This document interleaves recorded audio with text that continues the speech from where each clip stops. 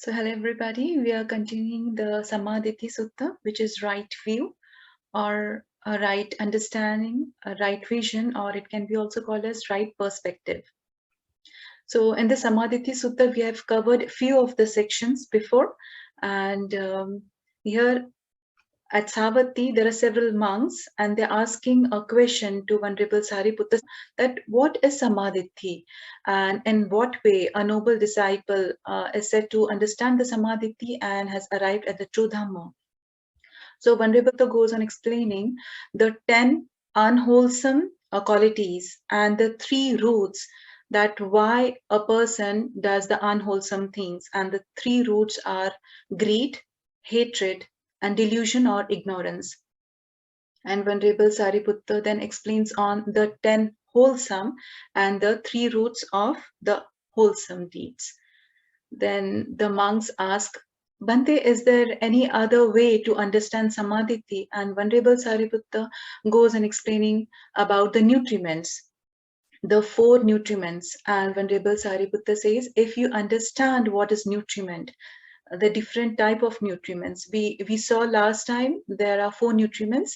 The first is food, second is contact, third is mental volitions, and fourth is consciousness. So these 4 different type of nutriments, what is the cause or the origin of these nutriments, and what is the cessation, and what is the way leading to the cessation of those nutriments, which is the middle eightfold path. So when he explains that, then several monks again ask, Bhante, is there any other way? And then he goes on explaining about the 4 noble truths, the cause, the cessation, and again the middle eightfold path. Now monks are asking again if there's any other way, and they goes on continuing until the 16th section is covered. So these 4 are the different sections, but the remaining 12, these are connected and called as dependent origination. It is not clearly said in this particular sutta, but in the different suttas it is mentioned that all these things, they are interlinked to each other. Why they are interlinked? Because when we see aging and death, what is the cause of this aging and death? Why there is aging death? Because there is birth. So it is interlinked. And why there is birth? Because there is clinging. So these 2 are interlinked as well. And why this clinging? Because their craving arises. And why the craving arises? Because of feeling. And why the feeling arises? Because of contact. So this goes all the way to the last section, which is stains. And that's why these are all interconnected. At this time, we covered actually all these 4 sections, aging, death, and birth. We also covered in the 4 noble truth. So today we will see the section called as clinging.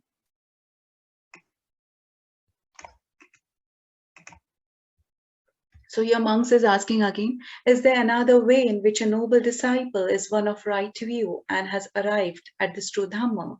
And Venerable Bhante Sariputta says, yes, there's another way to understand Sammaditthi. When a noble disciple understands clinging, the origin of clinging or the cause of clinging, the cessation or ending of clinging, and the way leading to the cessation of clinging. In that way, we can say that person has a right view and has arrived at the true Dhamma. So we will see what is clinging. Clinging, the Pali word for clinging is Upadana. You have heard this word dana. Dana means generosity, to give.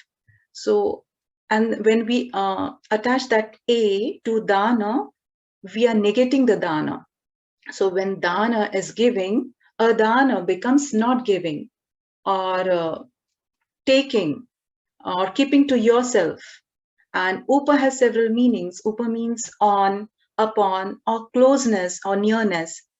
So when we combine these words, that upadana becomes keeping to yourself or keeping things close to you, or holding on, grasping on. That's why the translators came up with the word for upadana as clinging or holding on or grasping. There are 4 different types of clinging. The first clinging is to sensual pleasures, and the Pali word is kāmaupādāna, which is clinging to the sensual pleasures or clinging to materialistic things. It can also be called as cling to sense desires. And it said a person would not be enlightened till the time his cling to sense delights.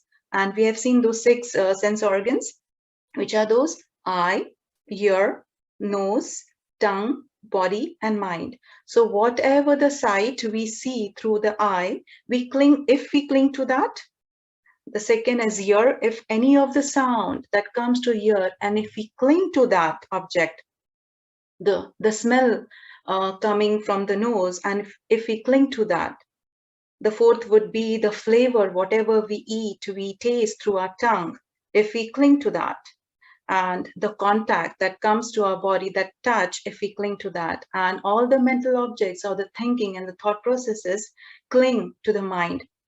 So these are the different type of clinging which comes into the sensual pleasures, which is kama upadana. We can take a very simple example, since we do meditation every Wednesday in this class. So even in a meditation, sometime we watch the mind. When we practice the contemplation of the mind and we watch the mind, we see the thoughts lingering all over our mind. We see the mind cling to mental objects. We see the mind clinging to the thoughts. It's okay to have thoughts. We are not reacting, not responding, but observing and trying to understand that clinging attitude towards our meditation in the mind contemplation. And we, during meditation, then we realized, oh, we are having thoughts. And again, we focus on the meditation object. And then we realize again, our mind is clinging to thoughts again and again. So it's a very, very subtle, very simple example to just understand with the help of the thought and the mind, how we can cling to those thoughts, how our mind is clinging to those thoughts. And the second is clinging to views. So views is ditthi. We have seen no? Sammaditthi, that view.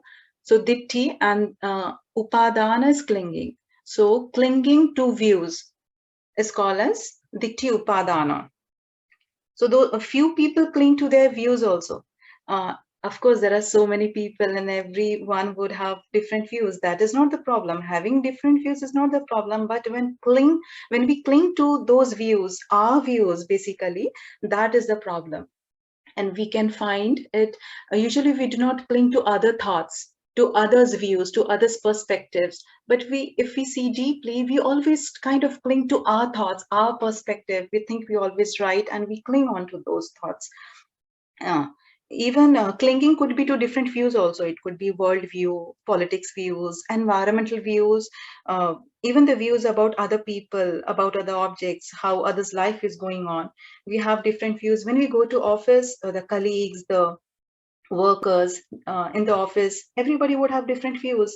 And in the home also, talking to spouse, relatives, friends, children, all family friends, they would have different views. We can even consider the example of the Dhamma view. Sometimes we even cling to Dhamma view, which is not good. This example would be good if we consider the example of raft. Buddha has said once, if we are standing at one side of the shore, where there is a lot of water, there's so much of strong flow of that water that we are in danger and we cannot survive in this water.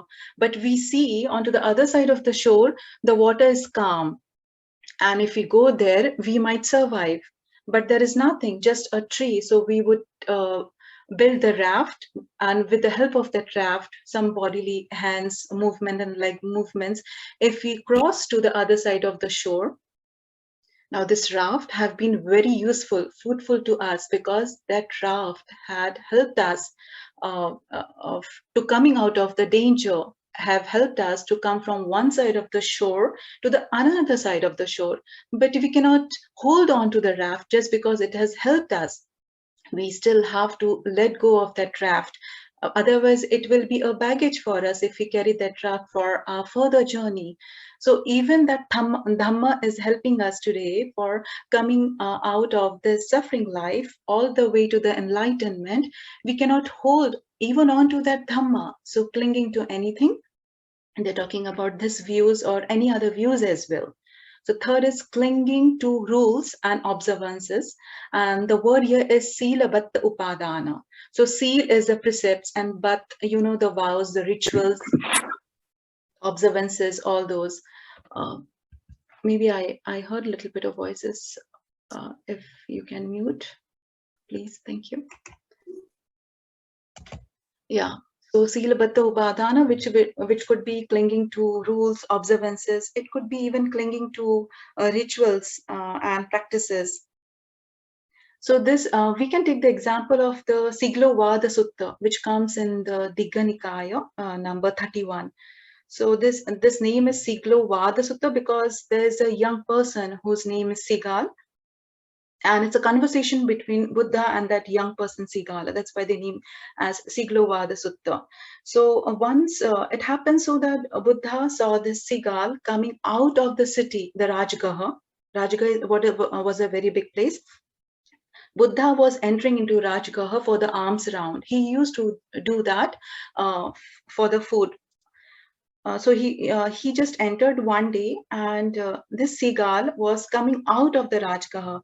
His hairs was completely wet. His clothes were completely wet. So Buddha asks to seagull, what is this, seagull? Where are you going? And seagull says, I'm coming out of the river. I come every day, early morning, before the sunrise, when it is still dark.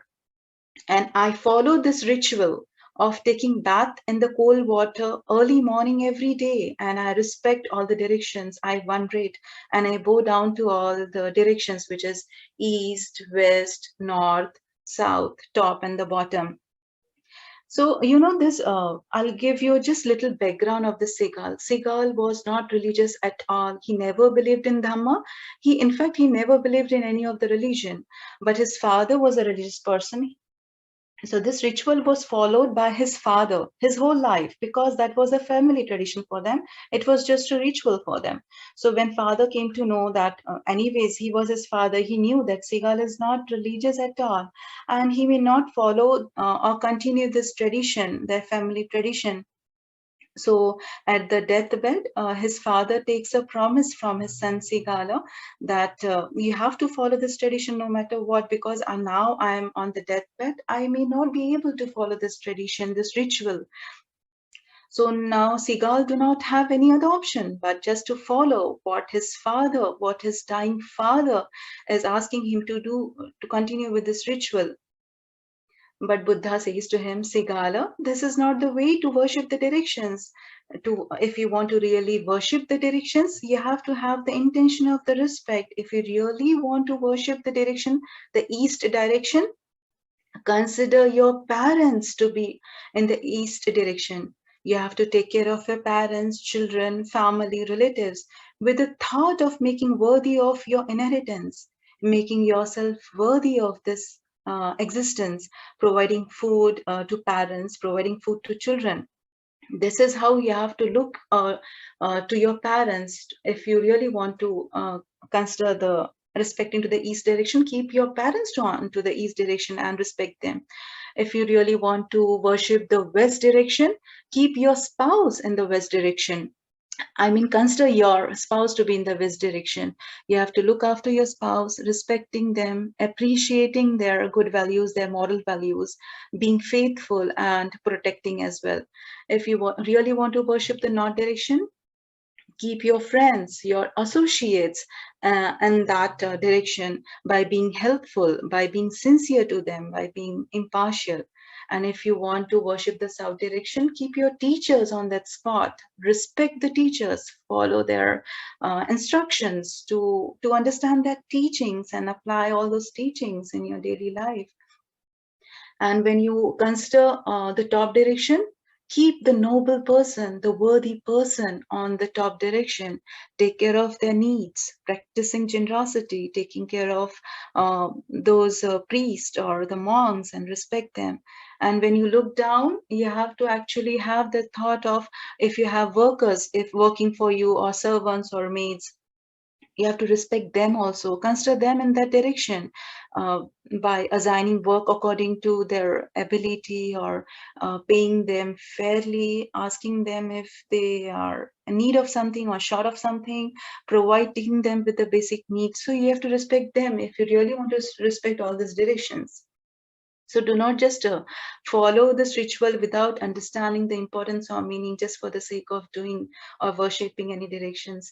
So, and there's one more actual example. If we consider rules, observances, or rites and rituals, like we worship Buddha statue. So we actually do not worship or bow down to the statue which is made of stone or marble, but actually we worship and bow down to the wonderful qualities of the Buddha.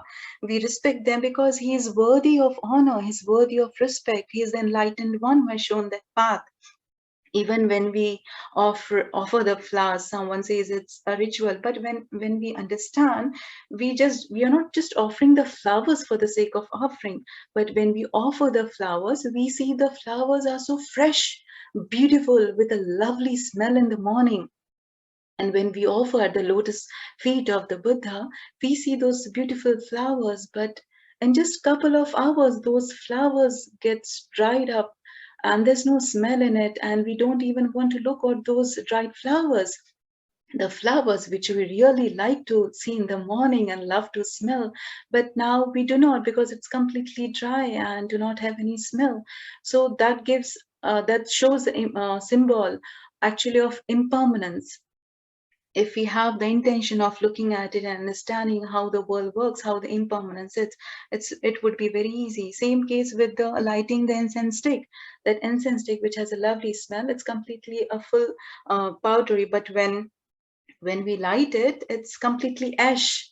There is no identity of that incense stick. There's no smell as well. So that's also the impermanence. And same case with the candles. When the wax is completely used up, the wick goes off. There's no candle at all there. There's no light. Again, impermanence. Even if it's an oil lamp, as long as there's oil, as long the wick will be continuing and there would be light. There's no oil, there would be no light at all. So it's a just example of impermanence. So when we cling to particular rituals and say we just follow this because someone told us and we just need to do it, it is not like that. Not clinging to that. If you want to do it, understand the true meaning behind it, but do not cling to any of those rules and rituals without understanding it as well. So last is the clinging to a doctrine of self. We have covered this in one of the suttas. Just a brief, but I will go again, that it is called as Upadana because it is clinging, that Upadana is clinging and Atta is to self. So it is like there are different views to be explained which a person could have for himself actually. And like, for example, I am mortal, or some people says, no, I'm immortal, I would be living forever even after I die. Or there is someone says there's nothing after this life, or I will be reborn, or some people say I will not be reborn. Some beliefs, they have that view of clinging, that this body is me, this body is solid, this is solid me, that firm belief in I, and so on. So a person could be cling to the several views about himself, about his past, about his future, about himself, that solid, whatever he sees with his eyes as his body, he might cling to himself as well. So these are the 4 different type of clinging explained in the sutta. And the cause for this clinging is craving. So we'll see the craving next time, but here the Venerable Sariputta is saying this: with the arising of craving, there is the arising of clinging. With the cessation of craving, there's a cessation of clinging. The way leading to the cessation of clinging is again this Noble Eightfold Path, all the way from right view to right concentration.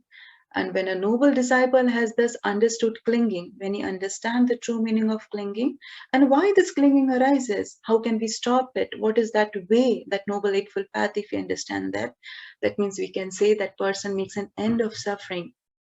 And that way too, a noble disciple is one of right view and has arrived as true Dhamma. Then again, at the end, when Bhante explains this, then several monks again ask if there any other way. And then Venerable Sariputta goes on explaining about the craving, which we'll see in our next session. So I will stop here. Thank you so much for listening, everybody. I will stop sharing now. Thank you.